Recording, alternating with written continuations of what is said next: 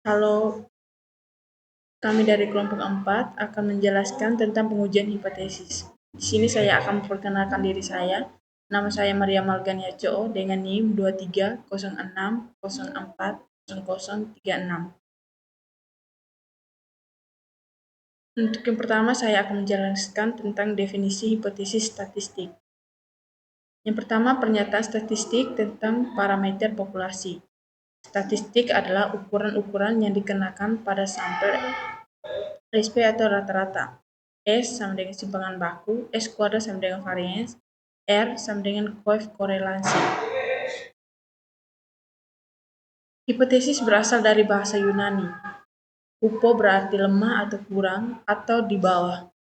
Kalau tesis berarti teori, proposisi atau pernyataan yang disajikan sebagai bukti, sehingga dapat diartikan sebagai pernyataan yang masih lemah kebenarannya dan perlu dibuktikan atau dugaan yang sifatnya masih sementara.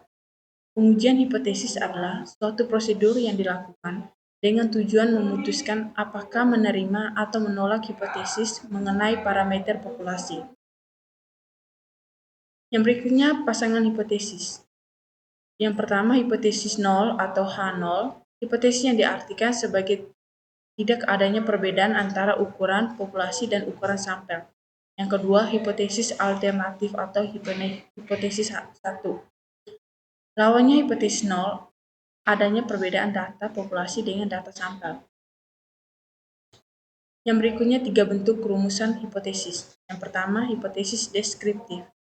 Hipotesis tentang nilai suatu variabel mandiri tidak membuat perbandingan atau hubungan.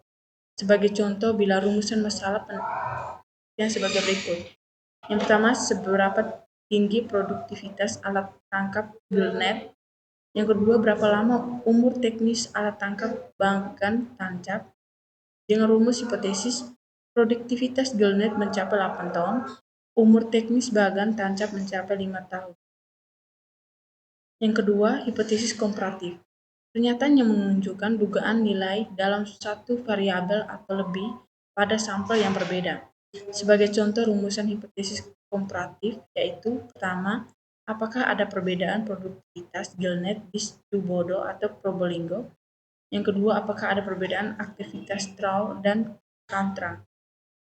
Dengan rumusan hipotesis, yang pertama, tidak terdapat perbedaan produktivitas. Yang kedua, aktivitas Trau tidak berbeda dibandingkan Cantrang. Yang ketiga, hipotesis hubungan atau asosiatif. Pernyataan yang menunjukkan dugaan tentang hubungan antara dua variabel atau lebih. Yang berikutnya tentang arah uji. Uji dua arah menentukan nilai A atau A per 2, menentukan besaran nilai F tabel atau T tabel. Uji satu arah menentukan nilai A atau dengan tabel daerah penerimaan HO, daerah penolakan HO, daerah penerima HO. Yang berikutnya jenis galat. Yang pertama galat jenis 1, penolakan H0 yang benar. Galat jenis 2, penerimaan H0 yang salah. Ciri-ciri hipotesis yang baik. Pertama, hipotesis harus menyatakan hubungan. Yang kedua, hipotesis harus sesuai dengan fakta. Yang ketiga, hipotesis harus sesuai dengan ilmu. Yang keempat, hipotesis harus dapat diuji. Yang kelima, hipotesis harus sederhana. Yang keenam, hipotesis harus dapat menerangkan fakta. Baik, selanjutnya saya Giska Berkendalasi dengan NIM 2306040041. Saya akan menjelaskan lebih lanjut terkait dengan apa sih?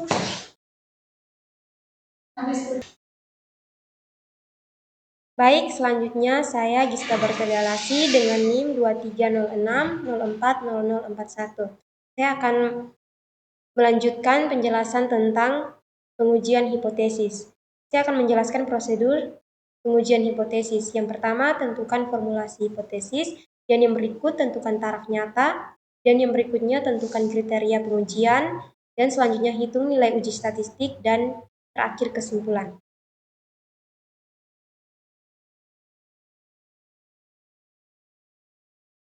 Baik, yang pertama yaitu menentukan formulasi hipotesis. Hipotesis nol yaitu dilambangkan dengan H0, dirumuskan sebagai pernyataan yang akan diuji. Rumusan pengujian hipotesis hendaknya H0 dibuat pernyataan untuk ditolak. Sedangkan hipotesis alternatif atau tandingan yang dilambangkan HA atau H1 dirumuskan sebagai lawan atau tandingan hipotesis nol. Bentuk HA terdiri atas H0, I sama dengan Q0 jika HA berbanding Q lebih dari Q0, HA berbanding Q kurang dari Q0, HA berbanding Q tidak sama dengan Q0. Dan yang berikut yaitu menentukan formulasi hipotesis. Sebagai contoh, pengujian bubu berumpan lebih efektif dibanding bubu tanpa umpan. Hipotesisnya H0 berbanding bubu berumpan sama dengan bubu tanpa umpan. HA berbanding bubu berumpan lebih efektif daripada bubu tanpa umpan. Stocking time bubu berumpan lebih singkat dibanding bubu tanpa umpan. Hipotesisnya H0 berbanding stocking time bubu berumpan sama dengan stocking time bubu tanpa umpan. HA berbanding stocking time bubu berumpan lebih singkat dibanding bubu tanpa umpan. Yang berikut yaitu tentukan taraf nyata. Taraf nyata atau yang dilambangkan dengan alfa adalah besarnya toleransi dalam menerima kesalahan hasil hipotesis terhadap nilai parameter populasinya. Taraf nyata dalam bentuk persen umumnya sebesar 1%, 5%, dan 10%, ditulis alfa 0,01, alfa 0,05, alfa 0,01. Besarnya kesalahan disebut sebagai daerah kritis pengujian atau daerah penolakan. Seperti gambar yang di bawah, teman-teman bisa lihat di sini ada daerah penolakan HO di bagian kiri dan daerah penerimaan H0, daerah penolakan H0 di bagian kiri dan daerah penerimaan H0 di bagian tengah, yaitu 1 kurang alfa, dan daerah penolakan H0 di bagian kanan. Yang sudah di bagian kiri dan kanan sudah diarsir. Dan yang berikut tentukan kriteria pengujian bentuk keputusan menerima atau menolak HO. Seperti tabel, teman-teman bisa melihat yaitu uji rata-rata dan uji proporsi.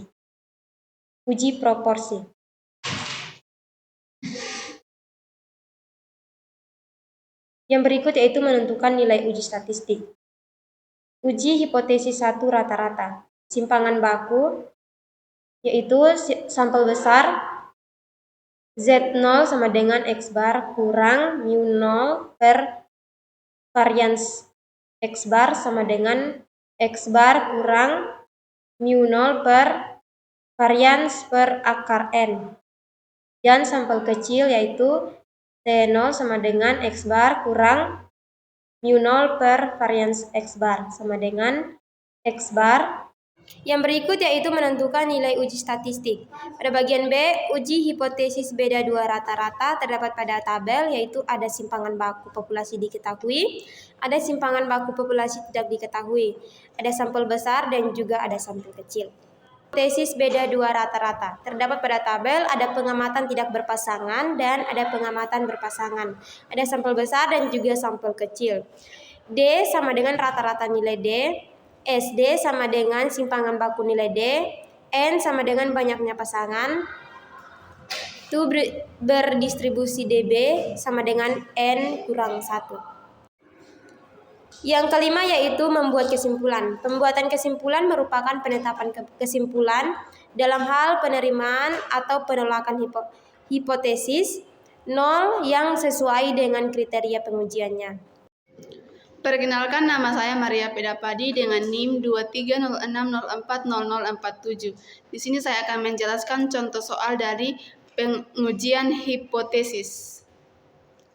Contoh soal yang pertama, seorang penelitian ingin mengetahui apakah catchability gillnet rata-rata masih tetap 30 ekor ikan atau lebih kecil dari itu. Data-data sebelumnya diketahui bahwa simpangan catchability 25 ekor. Sampel yang diambil 100 strip untuk diteliti dan diperoleh rata-rata tangkap 27 ekor. Apakah nilai tersebut masih dapat diterima sehingga Calcibility Gillnet 30 ekor? Ujilah dengan taraf nyata 5%. Penyelesaian, diketahui N sama dengan 100, varian sama dengan 25, varian sama dengan 5%, X sama dengan 27. Formula hipotesis, H0 banding mu sama dengan 30, HA banding mu lebih kecil dari 30. Taraf nyata dan nilai Z tabel. Mu sama dengan 5%, Z 0,05 sama dengan minus 1,65. Uji sisi kiri. Kriteria pengujiannya, H0 diterima jika Z0 lebih besar sama dengan minus 1,65, H0 ditolak jika Z0 lebih kecil dari minus 1,65. Uji statistik, Z0 sama dengan 27 kurang 30 per 25 per 100 pangkat 1 per 2 sama dengan minus 1,2. Maka Z0 lebih besar dari minus 1,65, H0 diterima. Kesimpulan, Calcibility Gillnet sebesar 30 ekor. Contoh nomor 2, uji dua arah. Populasi ikan lemuru hasil tangkapan Purses ini panjang rata-rata 80 cm dengan simpangan baku 7 cm. Setelah 3 tahun beroperasi, konsumen meragukan panjang ikan tersebut.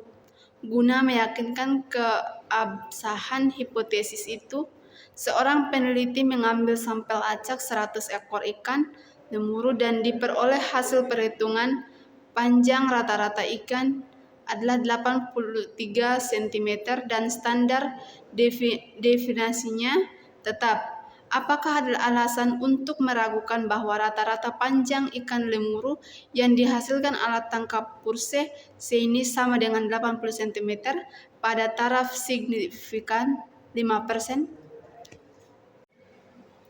Penyelesaian, diketahui N sama dengan 100, varian sama dengan 7 cm, varian sama dengan 5%, X sama dengan 83 cm. Formula hipotesis, H0 banding mu sama dengan 80, HA banding mu tidak sama dengan 80. Taraf nyata dan nilai Z tabel. Mu sama dengan 5%, ZA per 2 sama dengan 1,96, uji dua arah. Kriteria pengujiannya, H0 diterima jika minus 1,96 lebih kecil dari Z0 lebih kecil 1,96. H0 ditolak jika ZO lebih besar 1,96 atau Z0 lebih kecil minus 1,96. Uji statistik, Z0 sama dengan 83 sampai 80 per 7 per 100 pangkat 1 per 2 sama dengan 4,29. Maka Z0 lebih besar 1,95, H0 ditolak. Kesimpulan, pada taraf nyata 5% terdapat perbedaan signifikan. X sama dengan 83 cm dengan mu sama dengan 80 cm tidak terjadi karena faktor kebetulan. Contoh soal yang ketiga tentang rata-rata. Hasil tangkapan ikan lemuru memiliki berat 15 ekor ikan kilogram, seperti pada data berikut. 1,21, 1,21, 1,23, 1,20, 1,21, 1,21, 1,24, 1,22, 1,24, 1,21, 1,19, 1,19, 1,18, 1,19, 1,18, 1,23, 1,18. Jika taraf nyata 1%, Dapatkah diyakini bahwa populasi ikan lemur rata-rata memiliki berat 1,2 kg? Penyelesaian N sama dengan 15, varian sama dengan 1%, mu sama dengan 1,2. Seperti pada tabel berikut. Rata-rata sama dengan 21,919 per 15 sama dengan 1,208, simpangan sama dengan 21,9189 per 14 kurang 18,13 per 210 pangkat 1/2 sama dengan 0,02. Contoh soal yang keempat tentang pengamatan tidak berpasangan. Perusahaan penangkapan menggunakan 2 tipe Mezise gillnet yang berbeda pada 2 lokasi. Daerah penangkapan 1 terdiri dari 12 unit gillnet Mezise 24 m, sedangkan daerah penangkapan 2 terdiri dari 10 unit gillnet Mezise 40 m. Waktu perendaman rata-rata Mezise 24 m adalah 2 jam dengan simpangan baku 0,4 jam, sedangkan Mezise 40 m adalah 4 jam dengan simpangan baku 0,5 jam. Yakinkah Anda bahwa Mezise 24 m lebih cepat perendamannya dengan taraf signifikan 1%? Asumsikan 2 populasi kontribusi normal dengan variasi yang sama. Penyelesaian diketahui sampel Mezise 24 m, N sama dengan 12, X1 sama dengan 2, S1 sama dengan 0,4. Sampel Mezise 40 mm, N sama dengan 10, X2 sama dengan 4, S2 sama dengan 0,5. Formula hipotesis H0 banding mu1 sama dengan mu2, HA banding mu1 lebih besar mu2, taraf nyata dan nilai T tabel A sama dengan 1%, DB sama dengan N1 tambah N2 kurang 2 sama dengan 20. Maka TA, DB sama dengan 2,528. Kriteria pengujiannya, HO diterima jika TO lebih kecil 2,528, HO ditolak jika TO lebih besar 2,528.